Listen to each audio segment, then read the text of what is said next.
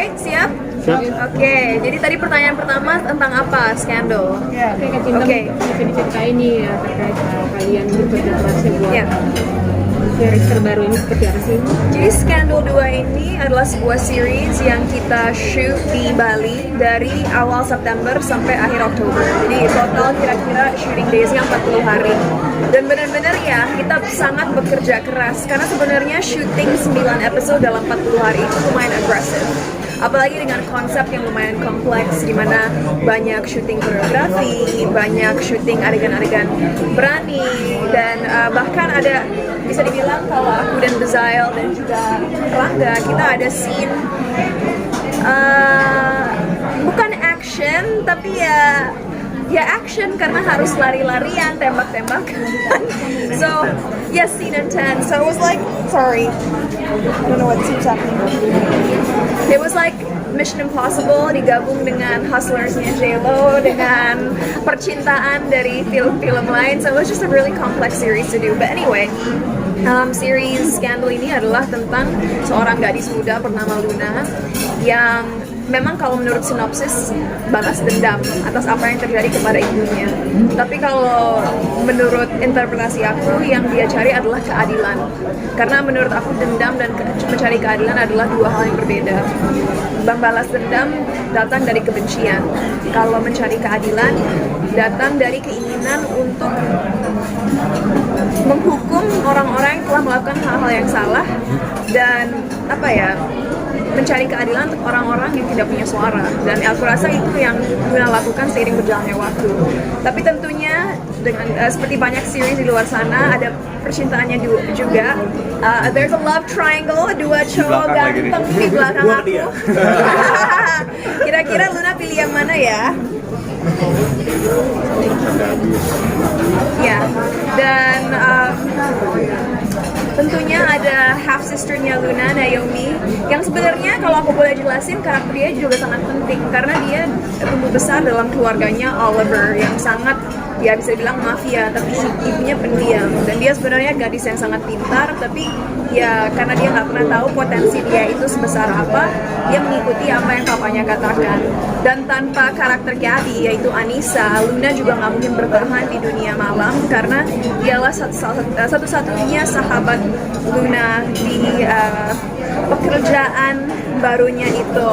Bestie! Yes. And Oliver yang dimainkan oleh Om Hans aslinya sebenarnya Angel, cuman kalau di series Devil.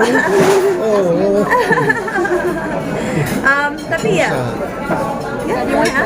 Aku usaha tuh. Oh usaha. I try. Tapi mungkin nanti Rangga bisa jelasin lebih jelas. Tapi aku ingin mengatakan kembali apa yang aku katakan di stage tadi.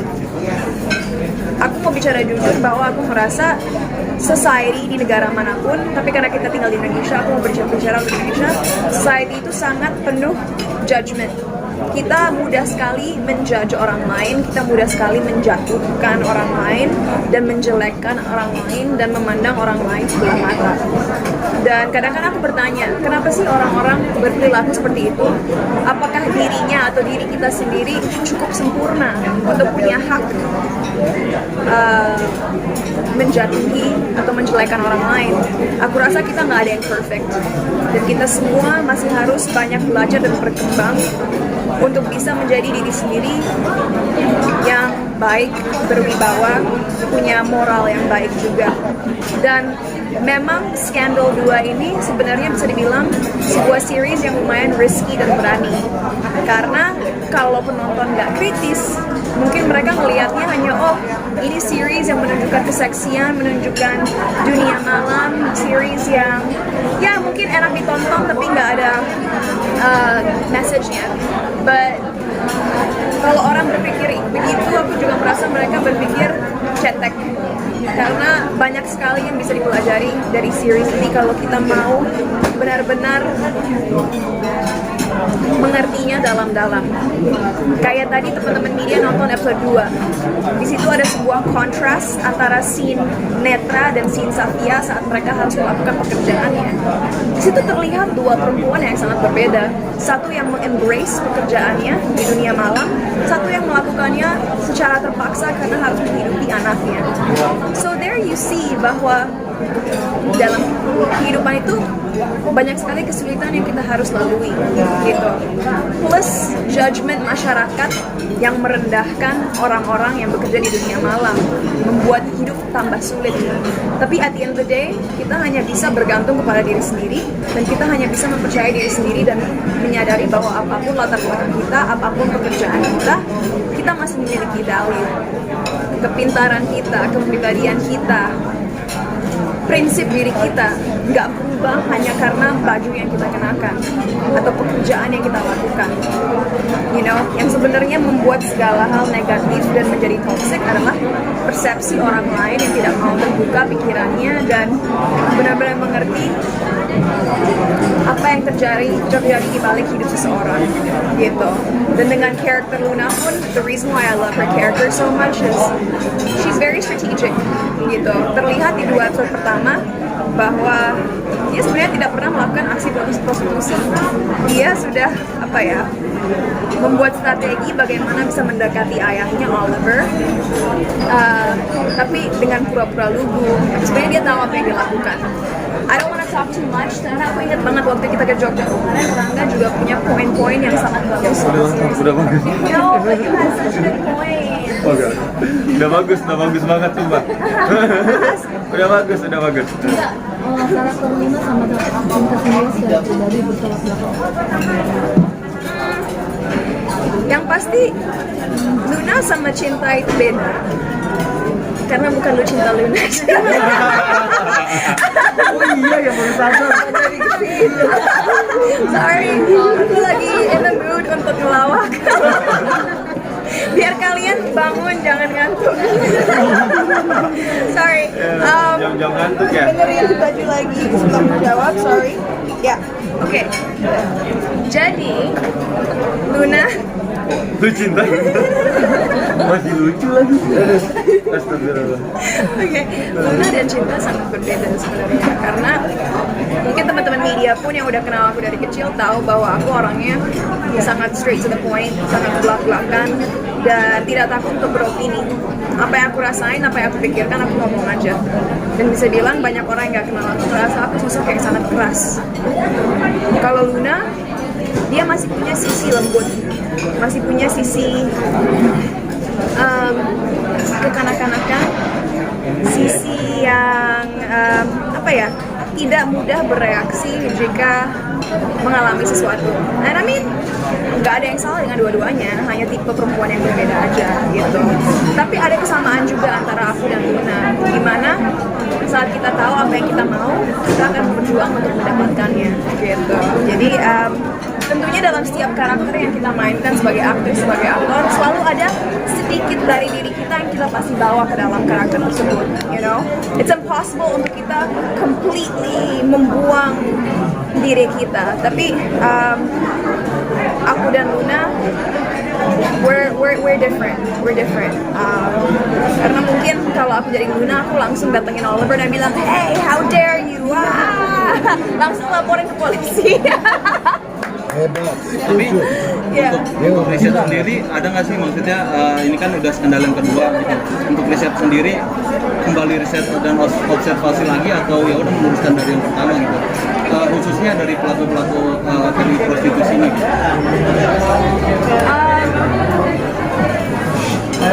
Sebenarnya tema prostitusi dalam series ini mungkin teman-teman setuju atau nggak setuju hanya sebuah accessory ya.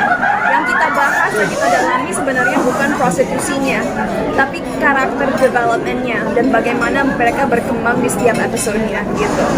Jadi untungnya karena karakter Luna ini tidak pernah harus melakukan sesuatu yang ekstrim dalam hal itu, aku nggak usah terlalu meresearch dalam-dalam soal dunia prostitusinya sendiri. Tapi yang lebih aku harus riset adalah bagaimana pengalaman perempuan-perempuan yang udah pernah dianiaya, yang pernah mengalami kekerasan, perempuan-perempuan yang mungkin merasa mereka nggak punya pilihan dalam hidup mereka untuk bisa bertahan atau melalui apa yang mereka lalui gitu.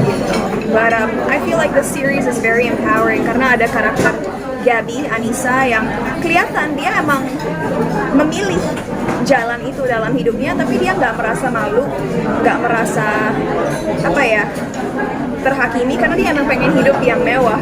So she does it because she just wants to live a good life, dan sah-sah aja untuk seorang manusia memilih jalan hidup yang mereka inginkan untuk memudahkan hidup mereka. Sama seperti Naomi, mungkin emang awalnya kelihatan dia hanya bratty rich girl gitu. Tapi sebenarnya dia mempunyai jati diri sendiri tapi belum menemukannya karena seumur hidupnya dia terus dibuat berpikir oleh ayahnya bahwa kerjaan dia hanyalah untuk suatu hari menemukan laki-laki yang kaya dan punya hidup yang enak. Padahal dalam diri Naomi dia pengen lebih gitu. Tapi aku pengen denger perspektif laki-lakinya deh. I've been talking women's perspective. Tanya yang cowok-cowok dong. Dalam kak. Apa questionnya apa? Tanya yang cowok dulu, aku capek ngomong. Ngomong terus dia. Kasihan. Artis dia. Kita buat Cinta lagi, pusing lagi deh. ini nggak sih maksudnya yang jaga badan terus latihan fisiknya seperti apa? Buat ada dance terus kan? We were so busy, honestly, nggak ada waktu untuk workout. Tapi kita semua turun berat badannya karena kurang istirahat. Jadi aku nggak perlu ngelakuin apa-apa untuk stay fit. Tapi aku workout, right? Kalau kamu ada. Turun pas lagi. Karena emang capek sih, syuting itu capek banget. Waktunya tuh Iya. Iya. palingan pagi sampai pagi lagi. Tapi untuk karakter Luna sendiri, kayak aku cerita di stage tadi, ada 5 koreografi yang harus dipelajari kan. Yang paling sulit pole dancing, karena pole dancing itu adalah sebuah seni. Yang teman-teman harus ngerti adalah pole dancing nggak sama seperti hip hop atau ngedance lainnya, karena butuh mempelajari fondasi yang kadang-kadang butuh berminggu-minggu atau berbulan-bulan.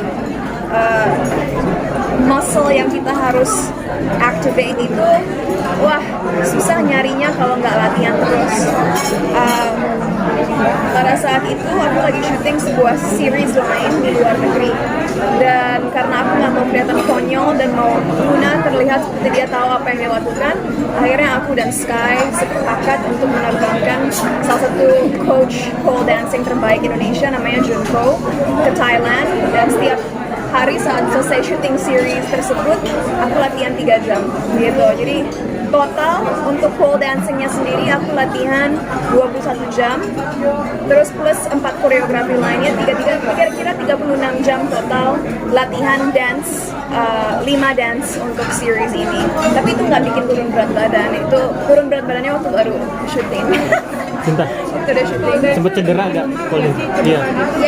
Yes, nanti mungkin tim video akan keluarin behind the scenes latihan di mana kelihatan memar seluruh badan, apalagi kaki ya. Karena baru tahu kalau dia susah banget ya.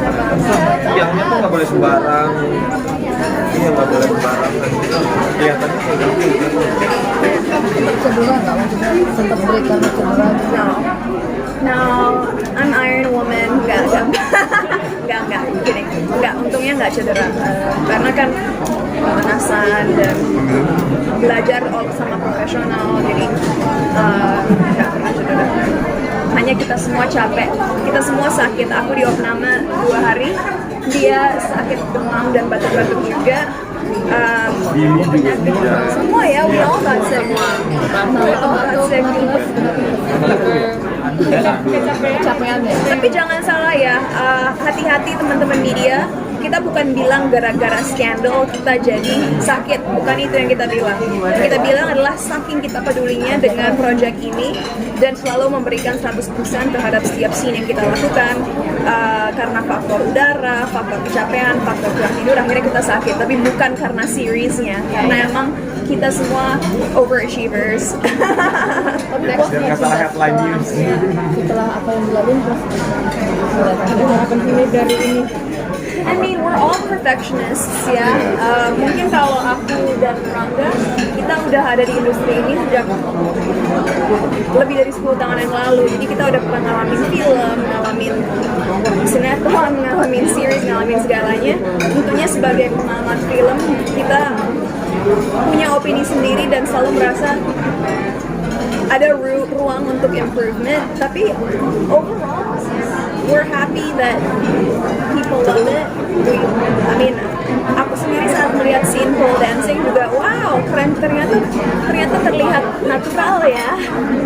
So we're happy with it, dan mudah-mudahan ya itu masyarakat Indonesia nggak salah tangkap dan bisa melihat bahwa series ini sebenarnya berusaha untuk memulai perbincangan soal isu-isu yang penuh stigma, dan mudah-mudahan masyarakat bisa belajar dari series ini dan gak hanya melihat dari surface level aja. Scene yang menurut kalian paling sulit? Okay, boys answer. Yang paling sulit. Paling capek Sulit kan mungkin sulit emosional atau fisik? Beda lagi tuh. emosional mungkin bisa dijelasin. Tapi ini kalau dibuka spoiler ya itu ada waktu itu di pantai lah intinya yang lari-larian bertiga kita. Ada kok di trailernya. Ada. Kalau itu paling capek banget karena capek dan sulit secara emosional dan fisik itu. Karena emang di situ karakternya Cinta sebagai Luna itu harus keluarin salah satu range emosi yang besar. Kalau ngikutin karakter perkembangan dari 1 sampai itu di 9 ya, di 8 ya. Di 8 itu range-nya makin besar ke belakang di Luna ini. Karena kita konsepnya dia real fantasy, banyak layer dalam layer, jadi akan banyak nemuin nanti sisi lain dari karakter. Di episode 8 itu harus sulit dan tercapai karena secara emosional dan fisik karakter Luna harus main besar banget range emosinya, secara fisiknya lari-lari, emosionalnya harus meledak-ledak. Karakter gue harus nenangin tapi bingung ngapain. Yuda karena ntar spoiler. Itulah makanya kalau pribadi gue di situ tuh capek banget dan ketika tuh terik banget di jam 12 ya. Matahari lagi panas-panasnya dan Cinta lagi sakit-sakitnya di situ. Itu berat banget di pantai yang ada di trailer. Ya. Sisa mama aku nanti in spoiler juga mama masih tahu, tapi seperti kayak Nabi, kayak Anggok, dan aku cinta supaya jadi secara emosi sih ya berat Sama mama ya. scene terberat mungkin Scene hari terakhir, kamu yang paling terakhir shotnya. Dia syuting sampai jam 4 pagi di hari terakhir kita. Tinggal kita pemainnya Itu aku udah sempet sakit, terus mau sakit lagi tuh di hari terakhir. Aku udah ngerasa meriang, aku udah minta teh anget. Oke, kita selesain, tapi aku butuh teh anget dulu dan panadol. Dan itu sih salah satunya juga ada nanti di episode 9. Itu juga menurut aku scene berat untuk semua orang sih, untuk semua cast ya. Jadi tolong dinantikan karena ini 9 ya. Dan Om juga Hans, Iya. Lihat dia. Jadi buat aku, dan aku biasa tidak bicara tentang ini, tapi dalam konteks aku pernah diperkosa waktu aku 18 tahun. Jadi buat aku laki-laki yang tidak bisa urus burung, buat aku itu aku gak suka. Jadi buat aku trauma paling besar itu adegan ranjang. Meski itu dengan orang yang aku pernah main film, terus ada 2 kolega yang mereka datang, oh Hans kamu excited. Terus aku galak, no, ini kerja. Soalnya buat aku, no, kalau aku jadi excited untuk seksi ada masalah. Soalnya ini kan pura-pura, ini acting. Kalau aku excited about adegan ranjang itu ada masalah. Tapi itu ternyata adegan aku sekarang 40 film series itu adegan paling stres di hidup aku, di hidup profesional aku. Yang lain semua sesuai, tapi itu berat. Soalnya itu jadi panggil hal-hal dari sejarah trauma waktu aku masih muda. Berat ya? Iya.